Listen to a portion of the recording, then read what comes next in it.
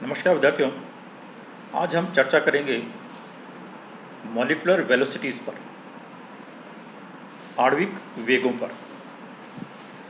आणविक वेग की जब हम बात करते हैं, जब एक सिस्टम होता है, अर्थात एक कंटेनर, एक पात्र जिसमें कि कोई गैस रखी गई है, उसका एक निश्चित ताप है, नंबर ऑफ मॉलिक्यूल्स हैं, और जब हमने काइनेटिक इक्वेशन की बात की थी तब कहा था कि हर अणु का वेग समान नहीं होता, अलग अलग होता है। और उन आणविक वेगों के डिस्ट्रीब्यूशन की भी हम बात कर चुके हैं, जहाँ पर Maxwell distribution law of velocity के बारे में हम लोगों ने चर्चा की थी कि किसी निश्चित ताप पर किसी गैस में उपस्थित अणुओं के वेगों का वितरण की व्याख्या किस तरीके से की जा सकती है मैक्सवेल वितरण वक्र की सहायता से, वो हम डिस्कस कर चुके हैं। और वहाँ पर हमने देखा था कि 3 तरीके के वेग हैं और वो तीनों वेग संपाती नहीं है, अर्थात समान नहीं है, अलग अलग है। तो वो 3 वेग क्या हैं और उनकी वैल्यू क्या है, उसकी गणना हम उसी मैक्सवेल डिस्ट्रीब्यूशन कर्व की सहायता से कर सकते हैं। तो उसकी हम गणना करके निकालने का प्रयास करेंगे। इसको हम थोड़ा सा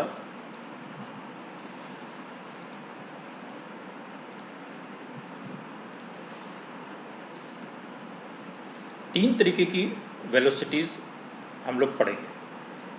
पहला, रूट मीन स्क्वायर वेलोसिटी।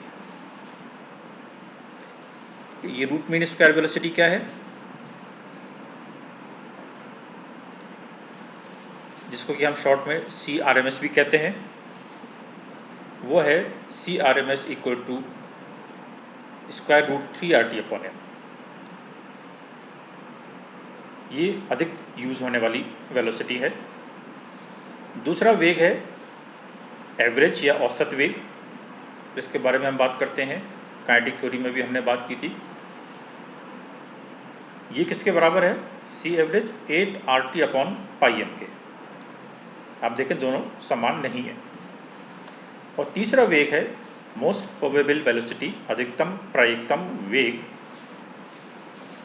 जिसको कि CM या CMP भी कहते हैं, और वो हमारा कुछ इस तरीके का है। तो आप देखेंगे ये तीनों वेग समान नहीं है,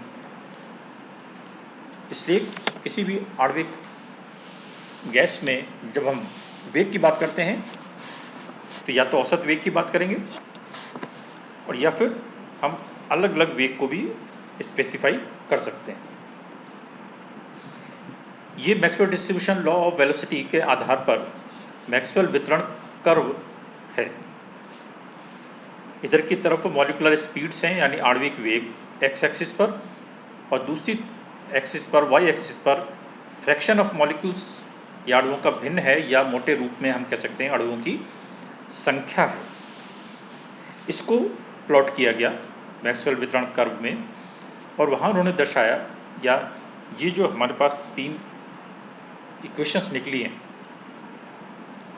इसको यदि हम आगे चल के अभी कंपेयर भी करेंगे, कौन सा कम है कौन सा अधिक है, इसको ऐसे देखने में पता नहीं लग रहा है, तो उसको हम आगे चल के कंपेयर भी करेंगे। और कंपेयर करने में देखेंगे कि ये जो वाला हमारा जो पॉइंट है वो अधिकतम प्रायिकतम वेग का है, यानी कम वेग वाला है। उससे अधिक वेग C एवरेज है, और उससे अधिक वेग CRMS है। यहाँ U लिखा है, कई जगह C भी लिखा हुआ हो सकता है। तो वितरण वक्र पर, वेगों के वितरण वक्र पर हम 3 अलग अलग पॉइंट्स इस रूप में अलग अलग आणविक वेगों के लिए दिखा सकते हैं, और 1 नंबर के प्रश्न में दिखाने के लिए आता है। अब मोस्ट प्रोबेबल वेलोसिटी क्या है, अधिकतम प्रायिकतम वेग क्या है।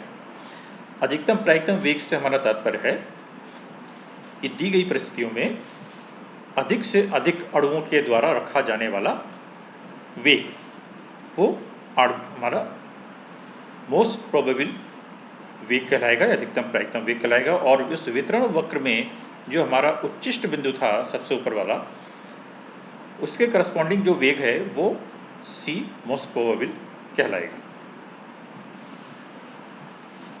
तो ऐसी स्थिति में यहाँ पर आप पीछे अगर आप देखें तो ये यहाँ पर आकर कर्व फ्लैट हो जाता है।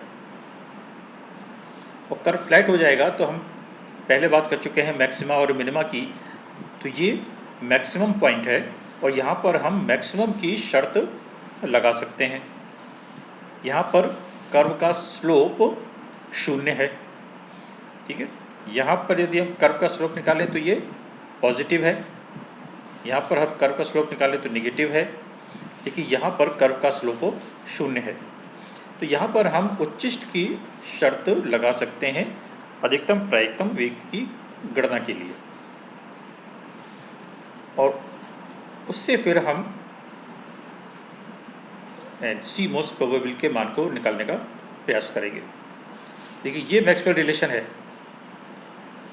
1/n dnc/dc 4πm/2πkt raised to the power 3/2 c square e raised to the power -mc²/2kt।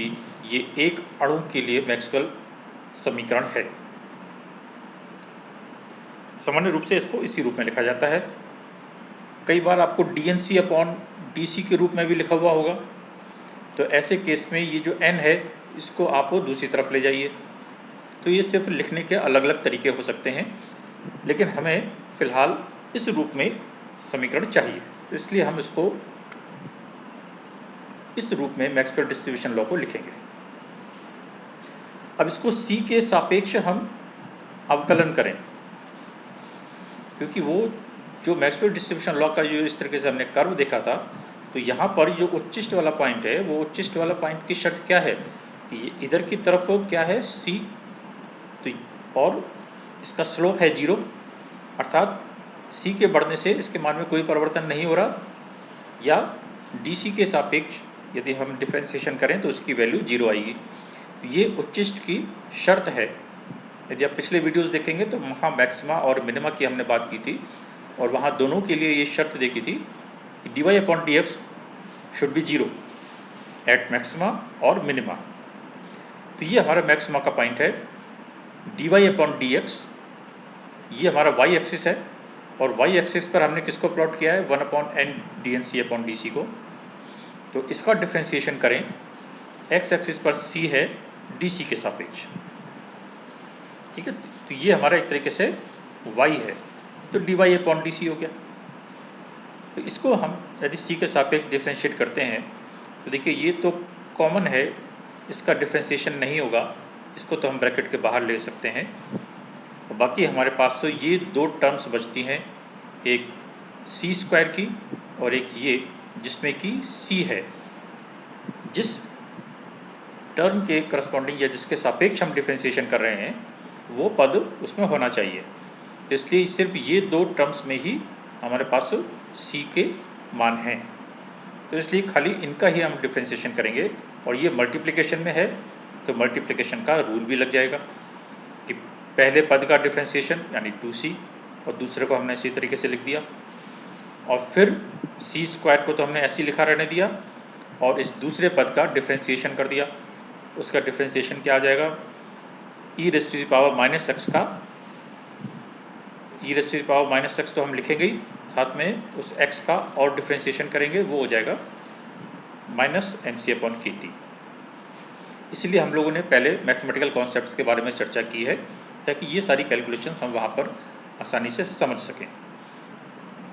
इसको और ब्रैकेट के बाहर हम ये दो क्वांटिटीज निकाल सकते हैं, तो ब्रैकेट के अंदर हमारे पास सिर्फ ये क्वांटिटी रह जाएगी, ठीक है। अब उच्चिष्ट की शर्त हम लगाएंगे। उच्चिष्ट की शर्त क्या है कि सी मोस्ट प्रोबेबल या उच्चिष्ट पर जहाँ पर वेग अधिकतम प्रायिकतम वेग है वहाँ के लिए dy/dx = 0। तो ऐसी स्थिति में हम इसको 0 के बराबर रख देंगे, तो हमारे पास ये इक्वेशन इस तरीके से आ जाएगी, और इसको हम हल करेंगे। हल करने में आप देखिए कि ये जो हमारा वाला पार्ट है, जो कि एक पार्ट ये है और एक पार्ट ये है, ये मल्टीप्लिकेशन में है, दूसरी तरफ 0 है, तो इसको जब हम इधर की तरफ ले जाएंगे तब ये 0 बन जाएगा, यानी हमारे पास सिर्फ रह जाएगा 2 - mc²/kt = 0, या C square equal to 2kT upon m, या स्क्वायर रूट इसका हम निकाल लें तो C M P equal to square root 2kT upon m। ये सी मोस्ट प्रोबेबल के लिए, अधिकतम प्रायिकतम वेग के लिए गणना हो जाएगी। और यहाँ पर हमने क्योंकि k लिया है और m लिया है तो ये एक अणु के लिए है। यदि हम एक मोल के लिए बात करेंगे तो k के स्थान पर r और m की जगह पर कैपिटल M यानी मोलर मास रख देंगे। तो ये इक्वेशन हमारी एक अणु के लिए हो जाएगी और ये इक्वेशन हमारी एक मोल गैस के लिए बन जाएगी। अधिकतम प्रायिकतम वेग की गणना हो जाएगी। एवरेज वेलोसिटी क्या होती है कि समस्त अणुओं के वेगों को जोड़कर हम अणुओं की संख्या से भाग दे दें तो एवरेज आ जाता है। ये एवरेज निकालने का तरीका है और वही हम यहाँ पर भी यूज़ करेंगे कि जितने भी अणु हैं उन सारे अणुओं के वेगों को जोड़कर हम अणुओं की संख्या से भाग दे दें तो वो एवरेज वेलोसिटी बन जाएगा और उसको हम इस तरीके से मैथमेटिकली लिखेंगे। और ये एक परिवर्ती फलन है तो इसको हम शून्य से लेकर अनंत तक, क्योंकि वेगों के बारे में जब बात करते हैं तो हम कहते हैं कि शून्य से लेकर अनंत तक सभी वेग वाले अणु उसमें मौजूद हैं, तो इसलिए हम इसको शून्य से लेकर और अनंत तक इंटीग्रेट कर सकते हैं और उसको हम इस रूप में लिख सकते हैं सभी वेगों को सम्मिलित करते हुए। और इसकी यदि हम कैलकुलेशन करें तो ये यहाँ पर आप देखिए dnc अपॉन n का मान रख दीजिए, ठीक है। तो ये कैलकुलेशन कुछ इस तरीके से आ जाएगी, करके देखिए अपने पेपर पर। और इसको हल करना थोड़ा सा कठिन है, आप लोग को मैथमेटिक्स के विद्यार्थी अगर नहीं हैं तो आप इसको सीधा यूज़ कर सकते हैं। वो कैलकुलेशन हमारी निकल के आती है C average equal to 8kT upon pi m। ये एक अणु के लिए है और एक मोल के लिए अगर हम करेंगे तो ये 8RT upon pi m square root आ जाएगा। यानी इसकी जो हमारी कैलकुलेशन है वो इस तरीके से निकल के आएगी। हमें इसको कैलकुलेशन में अधिक नहीं जाना है, इस इक्वेशन को हम या इस रिजल्ट को सीधे सीधे यूज़ करेंगे। रूट मीन स्क्वायर वेलोसिटी क्या है? अणुओं के वेगों का वर्ग करें और उनका औसत निकालें। पहले तो था औसत वेग और अब है अणुओं के वेगों का वर्ग, उसका औसत और फिर उसका वर्गमूल। तो ये हो गया रूट मीन स्क्वायर वेलोसिटी। ये रूट हो गया, ये मीन हो गया और ये स्क्वायर हो गया। तो ये इस तरीके से CRMS निकालते हैं। कैलकुलेशन वैसी ही होगी जैसे हमने C एवरेज की है, तो वहाँ पर C की जगह पर अब क्या आ जाएगा, C स्क्वायर आ जाएगा, ठीक है।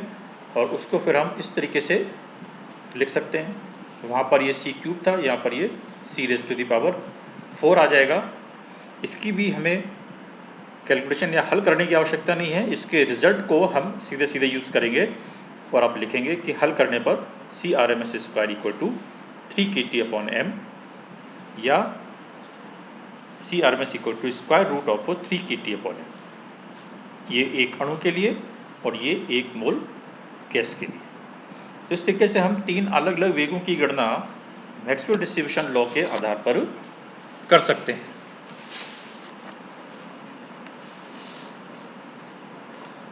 यदि हम इनको कंपेयर करें, एक साथ लिखें, तो आप देखेंगे कि ये तो C मोस्ट प्रोबेबल के लिए है, ये C एवरेज के लिए हमने निकाली और ये CRMS के लिए हमने निकाला है। इनको यदि हम आपस में कंपेयर करें यानी इनका रेशो निकालें तो ये हम इसको इस तरीके से लिखेंगे। ये मैथमेटिकल थोड़ी सी ट्रिक है। और इसमें देखिए आप RT upon M, RT upon M, RT upon ये सब तीनों में है, तो ये तो हमारा ये RT अपॉन M, ठीक है, ये RT अपॉन M, ये RT अपॉन M, ये तो हमारा कैंसिल आउट हो जाएगा। रेशो ले रहे हैं, डिवाइड कर रहे हैं, यहाँ पर तो रह जाएगा और इसको स्क्वायर रूट 2 से और डिवाइड कर दीजिए। तो यहाँ पर तो स्क्वायर रूट 2 है, इसको स्क्वायर रूट 2 से हम डिवाइड करेंगे तो ये 1 बन जाएगा। तो जब हम रेशो निकालते हैं तब किसी एक पद को या टर्म को 1 बनाते हैं और उस एक के सापेक्ष हम बाकियों के मान देखते हैं कि वो एक से अधिक हैं या एक से कम है। तो यहाँ हम सी मोस्ट प्रोबेबल को 1 बनाने का प्रयास करेंगे। तो इसको एक तरीके से 2RT/m स्क्वायर रूट से भाग दे दीजिए, तो ये तो 1 बन जाएगा। यहाँ पर ये आपके आ जाएगा 8/2 पाई, ठीक है ना, ये 2 आ जाएगा यहाँ नीचे, और ये स्क्वायर रूट 3/2। तो इस तरीके से हम इसको एक सिंप्लीफाइड रूप में लिख सकते हैं। और ज़्यादा इसको हल करें तो ये इस तरीके से आता है 1:1.11:1:1.22। क्या मतलब हुआ? यदि C मोस्ट प्रोबेबल 1 है तो C एवरेज उसका 1.11 टाइम्स है, अधिक है। और यदि C मोस्ट प्रोबेबल 1 है तो C RMS उसका 1.22 टाइम्स है, अर्थात अधिक है। तो यदि एक का मान भी हमको पता है तो बाकी दो की कैलकुलेशन या गणना की जा सकती है। C मोस्ट प्रोबेबल हमने निकाला है तो 1.11 से गुणा कर दें, C एवरेज आ जाएगा, 1.22 से गुणा कर दें तो C RMS आ जाएगा। तो इस तरीके से हम कंपेयर दो वेलोसिटीज़ में करना है, तो जैसे C most probable upon C average करना है तो ये 1/1.11 हो गया, या C average equal to 1.11 into C most probable पता है तो 1.11 से गुणा कर दीजिए, C एवरेज आ जाएगा। अर्थात तीनों में से यदि कोई भी एक वेग हमको पता है तो बाकी दो वेगों की गणना की जा सकती है। और वेगों को निकालने के लिए हमारे पास क्या है चाहिए? R, T और M, ये तीन चीज़ चाहिए। R गैस कांस्टेंट है ही, टेम्परेचर यदि फिक्स है तो ऐसे केस में अणुओं का वेग किस पर रह जाएगा आधारित? M पर, स्क्वायर रूट M के व्युत्क्रमानुपाती होगा, ठीक है। तो ये इस तरीके से हम आणविक वेगों की आपस में कंपैरिजन कर सकते हैं, कौन सा ज़्यादा है और कौन सा कम है। और इसी आधार पर हम आणविक वेगों के जो वितरण वक्र खींचा था वहाँ पर हम इस तरीके से यहाँ पर C मोस्ट प्रोबेबल और यहाँ पर हमने C एवरेज और यहाँ पर हम C RMS को प्रदर्शित करते हैं। तो वो यहीं से हम कैलकुलेशन निकाल के उसको करते हैं।